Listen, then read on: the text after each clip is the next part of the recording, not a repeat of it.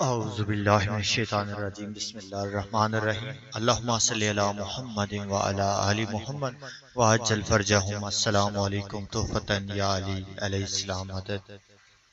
مسلمان اور کافر، سنی اور دیگر مسلمان اہل تشیع کو کافر کیوں کہتے ہیں؟ آئیے دوستوں اس کی ایک نظر ذرا دیکھتے ہیں۔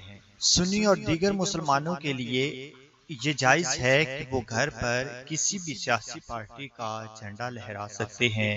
نون لیگ کا جھنڈا، ایم کیو ایم کا جھنڈا، پی پی کا جھنڈا، پی ٹی آئی کا جھنڈا، کسی بھی سیاسی پارٹی کا، کسی بھی مولوی کا جھنڈا وہ گھر پر لہرا سکتے ہیں۔ ان کے لیے یہ جائز ہے، ان کے مذہب میں جائز ہے، ان کے لیے حلال ہے۔ مگر اگر اہل تشیع حضرات اپنے گھر پر آل نبی پاک کا علم، مولا غازی عباس علیہ السلام کا علم لہرائیں تو وہ کافر ہو جاتے ہیں، یہ بدعت ہو جاتی ہے۔ سنی اور دیگر مسلمانوں کے گھر کی عورتیں عمران خان، نواز شریف، آصف زرداری کی محبت میں سڑکوں پر آئیں، طاہر القادری کی محبت میں سڑکوں پر آئے، جلسے جلوس نکالیں، 3 4 ماہ بازاروں میں بیٹھی رہیں، ان کے لیے یہ جائز ہے، ان کے لیے یہ حلال ہے۔ کوئی یہاں پر شریعت کی پابندی نہیں۔ لیکن اگر شیعہ کی عورت اگر مجالس آل نبی پاک میں جائے تو کفر، آل نبی پاک کے نام کا جلوس نکالے تو کافر ہے۔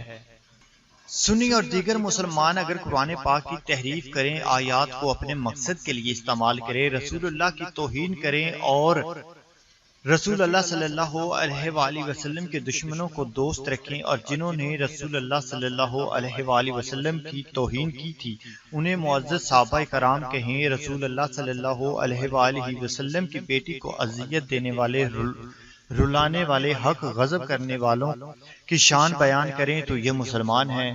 اور اگر اہل تشیع قرآن پاک کو صحیح سمجھ کر پڑھے اور پڑھائے، رسول اللہ کے دشمنوں پر لعنت کرے، رسول اللہ صلی اللہ علیہ وآلہ وسلم کی توہین کرنے والوں پر لعنت کرے، رسول اللہ صلی اللہ علیہ وآلہ وسلم کی بیٹی کو رلانے، حق غضب کرنے والوں پر لعنت کرے تو کافر ہے۔ سنی اور دیگر مسلمان گاڑی پر کسی سیاسی بندے کا نام لکھ کر گاڑی چلائیں تو جائز ہے، کسی پارٹی کا جھنڈا لہرا کر گاڑی چلائیں تو جائز ہے، گانے اور فلموں کی آواز گاڑی سے آئے تو جائز ہے، گھروں میں گانے اور فلموں کی آواز آئے تو جائز ہے، گھر میں ڈانس کیا جائے تو جائز ہے۔ مگر اگر شیعہ گاڑی پر آل رسول کا پرچم لگائے تو کفر ہے۔ شیعہ کی گاڑی پر اگر آل نبی پاک کے کسی فرزند کا نام لکھا جائے تو کفر ہے۔ شیعہ کی گاڑی سے اگر نوحے اور مجلس کی آواز آئے تو کفر ہے۔ شیعہ کے گھر سے اگر ماتم اور مجلس اور نوحے کی آواز آئے تو کفر ہے۔ یعنی کہ آل نبی پاک صلی اللہ علیہ وآلہ وسلم کے فضائل بیان کرنا، ان کے مصائب بیان کرنا، ان سے محبت کرنا، ان کے نام کے علم گھر پر لگانا جو ہے یہ تو کفر ہے۔ لیکن باقی تمام جو چیزیں ہیں وہ بالکل صحیح ہیں، جائز ہیں، حلال ہیں۔ عجیب قسم کے مسلمان ہیں یہ لوگ۔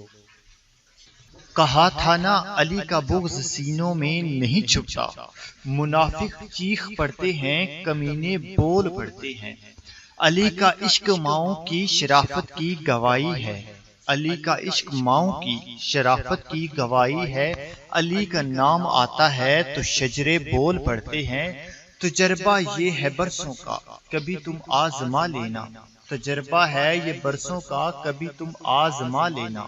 زبانیں چپ بھی ہو جائیں تو چہرے بول پڑتے ہیں۔ دوستوں اگر آپ کو میرا یہ پیغام پسند آئے تو اسے لائک، کمنٹس کرنے کے ساتھ ساتھ شیئر ضرور کیجئے گا، تاکہ ہر بندے کو، ہر انسان کو پتہ چل سکے کہ انسانیت کیا ہے، مسلمانی کیا ہے، کون مسلمان ہے اور کون کافر ہے۔